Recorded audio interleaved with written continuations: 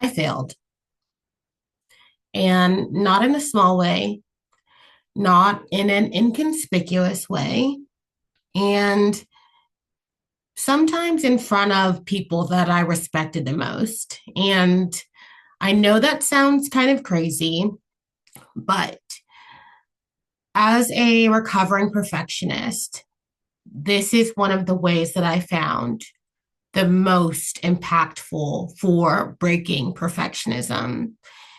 My name is Tiffany, and if you are someone who struggles with perfectionism, I would highly encourage you to fail publicly. And um, when it comes to failing publicly, especially when you begin to lead people, is one of the fastest ways that you will overcome perfectionism. And I will say, there have been many occasions where I have wanted to either crawl in a hole or run away or have wanted to bypass or not accept different projects because of the quick turnaround time. I'm someone who really wants to be able to prepare and get down in the details to be able to feel like I have I can really, really set myself up for success. But I also know that that is something that has hindered me in the past because if I spend so much time getting down into the dirty, dirty details, those quick deadlines, those quick turnaround times can really impact how quickly I'm able to get something done.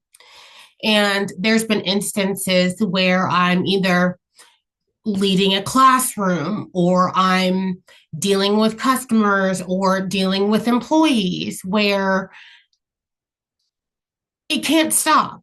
There's too many things that are happening. There's too many things that are going on that just because I may not have handled a situation perfectly or I thought I could have done something differently after giving getting a chance to being able to think about it or reflect on it, that I wanted to be able to just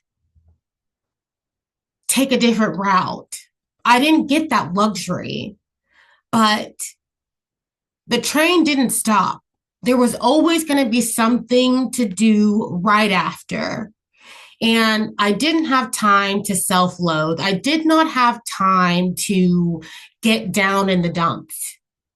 I had to get back on the horse. I had to just keep going. And so there are going to be times, and I want you to get comfortable failing. And I will say this, if you are someone who is a perfectionist, your 80% oftentimes is going to be better than somebody's 100%. And so oftentimes you're doing a lot better than you can even anticipate that you're doing. Get comfortable with not being good at something. I was somebody who would shy away from doing things that I was not good at because I know that I wasn't going to excel at it right away. So, for instance, over the summertime, like in my previous videos, I've discussed taking rowing. I knew that I have never done rowing before, and it was going to be a challenge. Did I know how challenging it was going to be? Absolutely not. But every day that I decided to get up and get on the water was a day that I had to look perfectionism in the face and say, not today. Because I will tell you this, I will let you in on a secret. I was trash, garbage. The first few weeks, I was terrible, probably amongst some of the bottom performers. And that really, really challenged me because I would look around me and I would see people who seem like they have done this for years. I'm like, how are they picking up on this so quickly? I mean, day one, it seemed like it was hard to even get the oar out of the water. And so there were so many days that I wanted to quit. There were so many instances being out on the water where I'm just like, take me back to the dock, let me out, cut the show, take me off. I quit. I don't want to be here anymore because I suck and I hate sucking. And this is not an opportunity for me to shine. And so I had a choice to make.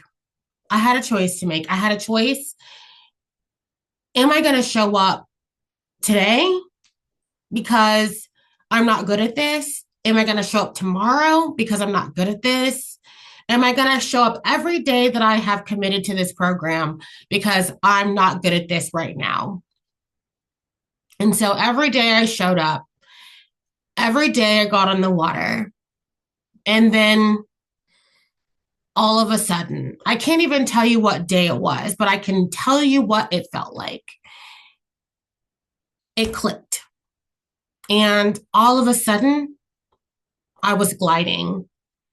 I was gliding on the water, and it felt like I was finally able to not only enjoy the sport, but to enjoy my teammates and what it truly meant to be a part of an experience that, that activity for what it really was.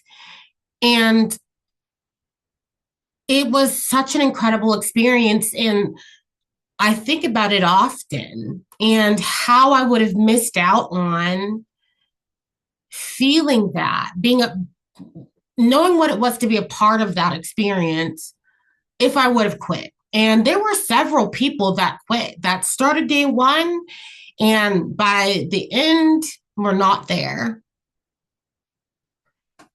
And so I chose every day that I was going to fail publicly.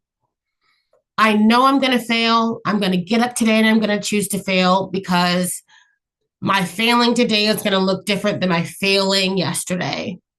And that's happened all throughout my career, especially when I started to lead people. Because when you get past looking at failure as an indication of your intelligence or your worth, you start to embrace failure as opportunities for growth. And when you are working in fast-paced environments, and leadership is very fast-paced because people are looking to you to lead and to guide and to be able to just to steer the ship, and there's so much more than just that.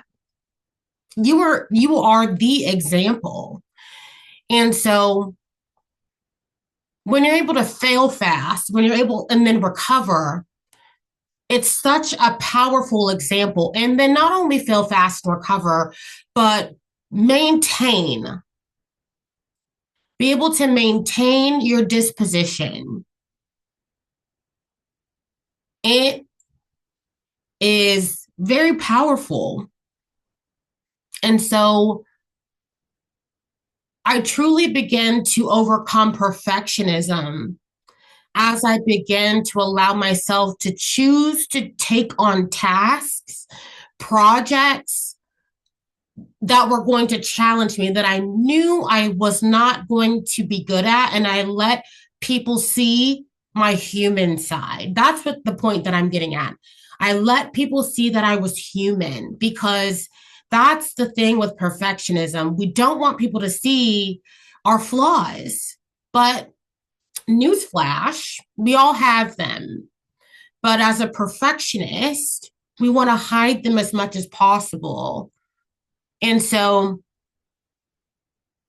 when we realize that our flaws make us human, it makes us very relatable as well too. And just because we have flaws doesn't mean we have to knock ourselves upside the head or make self-deprecating jokes about ourselves. Just, oh, I'm human. Oh, you saw the human side of me. And it makes us very relatable. It doesn't have to be something that is a tragedy. And for me, people seeing my flaws was a tragedy. And that can probably seem so extreme to somebody who is not a recovering perfectionist. But if you are a recovering perfectionist and if you're on this channel, my prayer is that you are in a place that if you're not already in recovery, that you are moving to a place of recovery, that you know exactly what that means.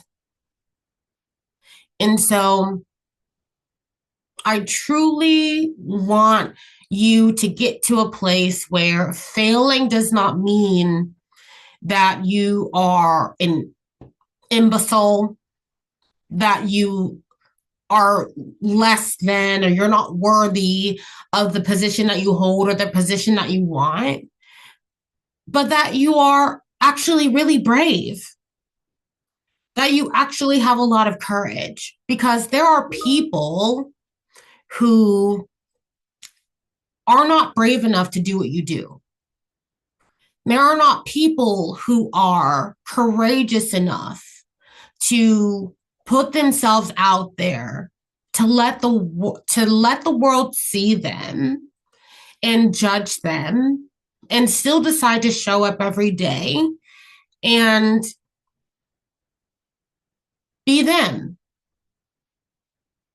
And so perfectionism doesn't no longer needs to be a part of the story because it's not who you are. Your vulnerability, all that God has created you to be, that is your story. That is who you are.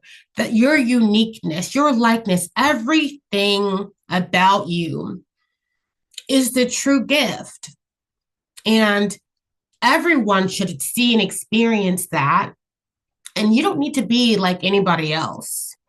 Sure, there might be things and qualities and characteristics that you might admire about people that maybe you want to adopt into your own leadership style. But all in all, you're you. And that should really shine. But when you're too busy self loathing or beating yourself up, getting bogged down because, oh no, somebody saw that you weren't perfect, it takes away from you because people may not see all of, people may not see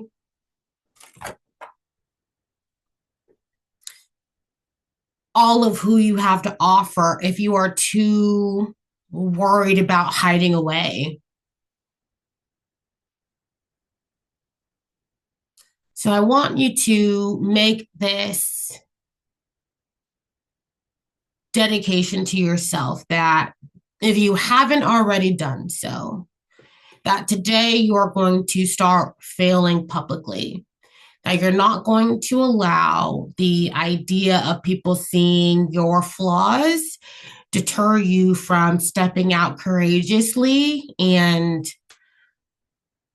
growing and learning on the spot, because that's how you truly beat perfectionism. And so I just wanted to encourage you today. Forgive all of the beeps and the deets. I'm on my lunch break right now. And so I wanted to make sure that I was able to get this word out to you guys today. And so I hope you guys have a good rest of your day and we'll talk soon. Bye bye.